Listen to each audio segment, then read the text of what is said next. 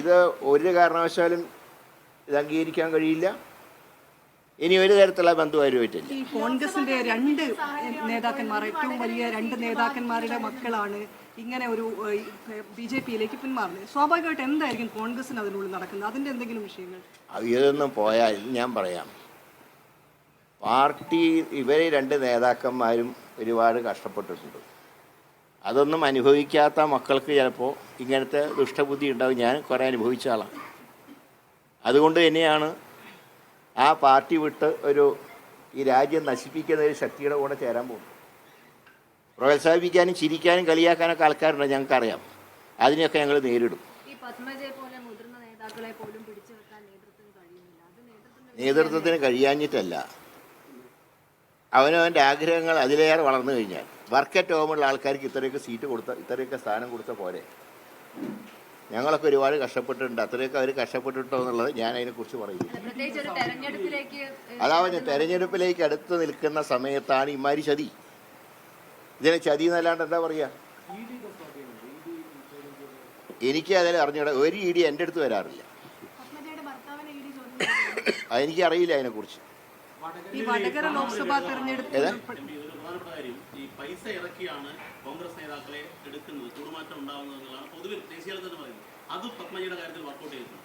ഞാൻ പറയട്ടെ, ഒരു സുപ്രഭാതത്തിൽ ഒരു വ്യക്തി പാർട്ടിയിൽ നിന്ന് പോകുമ്പോൾ എന്തെങ്കിലുമൊക്കെ അതിൻ്റെ പിന്നിൽ, പക്ഷെ തെളിവില്ലാണ്ട് അതിനെക്കുറിച്ച് ഞാൻ പറയുന്നില്ല. പക്ഷെ ഒരു കാര്യമുണ്ട്, ഈ EDയും KDയും ഒന്നും ഞങ്ങളുടെ അടുത്തൊന്നും വരില്ല. അത് കണ്ട് ഞങ്ങളെ പേടിപ്പിക്കും വേണ്ട. നിയമത്തെ അക്കൗണ്ട് പൂട്ടിച്ചിട്ട് ഒരു ED എൻ്റെ അടുത്ത് വന്നില്ലല്ലോ. ഇനി ED വന്നായിട്ട് പേടിക്കാനും പോകുന്നില്ല. അതിനൊക്കെ നിയമത്തിൻ്റെ ഒഴുക്കി വെച്ച് ഞങ്ങൾ കണ്ടോളാം. വടകരയിലെ വോട്ടർമാരെ അവർക്ക് എന്നെ അറിയാം. ഒരു കാരണവശാലും വർഗീയതയായിട്ട് കോംപ്രമൈസ് ചെയ്യാത്ത ആളാണെന്ന് എന്നെക്കുറിച്ച് അവർക്ക് നല്ല ബോധ്യമുണ്ട്. അതുകൊണ്ട് തന്നെ ഈ പരിപ്പൊന്നും അവിടെ വേവില്ല. അത് വേവുന്ന ചില വിചാരിച്ചിട്ടാണ് ചിലരൊക്കെ അവിടെ കൊണ്ടുപോയതിന് പിന്നെ നിയമത്തിൻ്റെ പ്രതികാരം തീർക്കും എന്നുള്ള വാശിയുടെ പല രൂപത്തിൽ ഒന്നായിട്ടാണ് ഞാൻ ഇതിനെ കാണുന്നത്. അങ്ങനെ യാതൊരു കാര്യം പാർട്ടി പറഞ്ഞാൽ ഞാൻ ശക്തമായിട്ട് പോരാടും. എൻ്റെ പാർട്ടിയുടെ നയങ്ങൾ വെച്ചുകൊണ്ട് എൻ്റെ നേതാവ് രാഹുൽ ഗാന്ധി ഇന്ത്യയുടെ പ്രധാനമന്ത്രിയാക്കാൻ വേണ്ടി ഞങ്ങൾ പോരാടും ശക്തമായിട്ട് തന്നെ.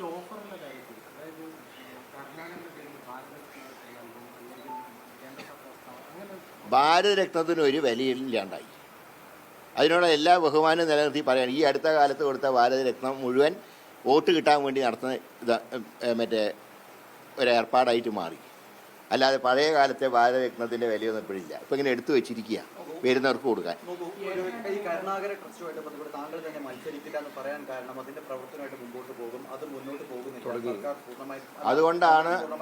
അതുകൊണ്ടാണ് അത് സീരിയസ് ആയിട്ട് പാർട്ടി എടുക്കുകയും KPC പ്രസിഡന്റിൻ്റെയും പത്മജയുടെയും സാന്നിധ്യത്തിൽ ചേർന്ന് അതിൻ്റെ കാര്യങ്ങൾക്ക് രൂപം നൽകുകയും ഏതാണ്ട് അതിൻ്റെ തിരുവനന്തപുരം ജില്ലയിൽ മാത്രം 60 ലക്ഷം രൂപ അതിനുവേണ്ടി പിരിച്ചെടുക്കുകയും ചെയ്തു.